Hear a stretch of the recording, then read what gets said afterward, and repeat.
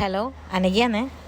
നമ്മളെ ഫെബ്രുവരിയിൽ അണ്ടല്ലൂർ കാവിലെ തറയായി കഴിഞ്ഞാൽ ഈ നാട്ടുകാരുടെ പ്രധാന ഭക്ഷണമായ അവിലും പൊരിയാണ് കേട്ടോ. നമ്മൾ എല്ലാവർക്കും അറിയാൻ പറ്റും അല്ലേ, അണ്ടല്ലൂർ കാവിൽ ഏത് വീട്ടിൽ ചെന്നാലും എപ്പോൾ ചെന്നാലും അവിലും പൊരിയും കിട്ടുന്നുള്ളത്. അപ്പോൾ ഇന്നത്തെ എൻ്റെ വീഡിയോ ആ പൊരി എങ്ങനെയാണ് ഉണ്ടാക്കുന്നതെന്നാണ്.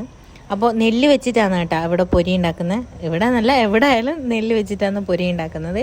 ആദ്യം നെല്ലൊരു മുറത്തിലിട്ട് പാറ്റിയിട്ട് അത് സെപ്പറേറ്റ് എടുത്ത് വെക്കും.